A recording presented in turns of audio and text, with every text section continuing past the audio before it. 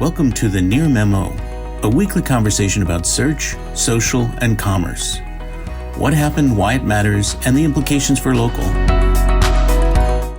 All right, let's. I agree. Yeah, let's go to you, David. You also Google announced that they were going to be using various AI tools and methodologies to automatically update local business information on their own, and that got a mixed reaction on Twitter when I saw that kind of news come out. What is your take on it? Tell us what that means. Tell us what that means first. So the announcement was not interesting at all to me in and of itself, because I think it's at worst it's a continuation of kind of what Google has been doing, and at best it's a moderate enhancement to what they've been doing. So it didn't strike me as anything revolutionary, but essentially Google is programmatically updating the business hours of businesses that haven't touched their Google business profiles in a while, and in some cases even businesses that have touched their Google business profiles, based on data that they're collecting from Android users about being in a particular venue. They also mention that they're using Street View technology and reading operating hours signs, which strikes me as pretty ludicrous given the infrequency that the Street View cars are driving around. And they also mention that they're using local guides to, that they're soliciting hour updates from local guides. Other than the Street View thing, which may be new, I didn't see anything in here that they haven't been doing the Duplex over the last several years. The Duplex stuff, calling businesses. The Duplex stuff. So maybe they're also using Google Duplex to programmatically call business owners and ask them for hours. Again, that's something that's been around for the last 3 or 4 years. So I didn't think necessarily that it was that this particular announcement was newsworthy, but it is a really important public statement that sort of reinforces a couple of things that Mike has been talking about for years. Number one, that your Google business profile is not your Google business profile, it's Google's, and they're going to do whatever the hell they want to do with it, even if that's updating your hours to something that isn't true. Number two, it speaks to their emphasis on crowdsourcing with the local guides program, which has long been a thorn in the sides of a lot of marketers. And number three, it speaks to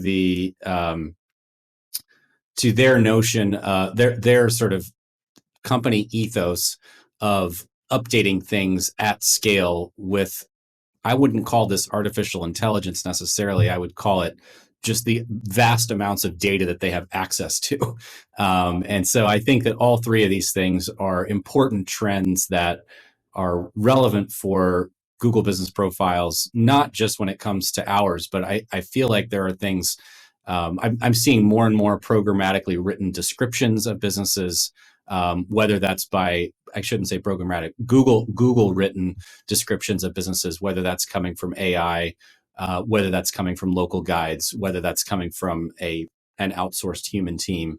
But we're starting to see Google, I think, ramping up the degree to which it is writing Google business profiles, because they've had such a hard time engaging business owners to do this stuff themselves. I think that's the other side of the story, sure, is that they've had such poor engagement with Google, what is now Google Business Profile Manager or whatever it's called. They've had such poor engagement with its predecessors that they're sort of forced into this situation of, if they want to present accurate information, they have to find a way to do it through other means. Yeah. So there was a couple of other things that I thought struck me about the article. One was the title, Self-Generating Maps, or something along those lines, which I thought was very strange. I've got it pulled up. And AI and a self-updating map. How AI and imagery build a self-updating map. Yeah. So that was one. Two, they said they were going to update over the next 6 months 20 million businesses internationally. This is roughly 1/5 or 1/6 of the total.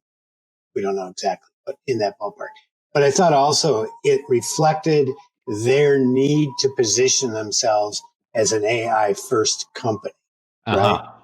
I thought from a marketing point of view, it's attempting to say, oh, we're at the leading edge of AI, even if it's stuff we've been doing for 10 years and we're repackaging it in a little bit new and shinier bundle. Well, they've been saying a version of that now for several years. An AI first company. They went from a mobile first company to an AI first company. Correct. And so this is reinforcing that as well. So that's the other big trend, is that desire to be perceived that way. And it's largely how I think they do use this a lot. Yeah. So yeah, I mean, on the listings that I manage, I've seen this basically on a monthly basis for the last several years, that Google is updating hours on probably 15% of the listings that I look at in a given month. So it just strikes me as, Mike is a great point. It's a packaging exercise. There's not much actually new behind the scenes that's happening here. And yet they don't provide tools in your situation, which is a very large number of locations, to easily reject those choices. That's right. Or to change them. Right. So it's like, it also reflects this long-term hubris about the value of this data, or the unwillingness to deal with the 10% that's wrong. Yep. And is an inevitable outcome of machine learning. Thanks for joining David, Mike, and Greg. To stay on top of the latest developments in local, subscribe to our newsletter at nearmedia.co. We'll see you next week.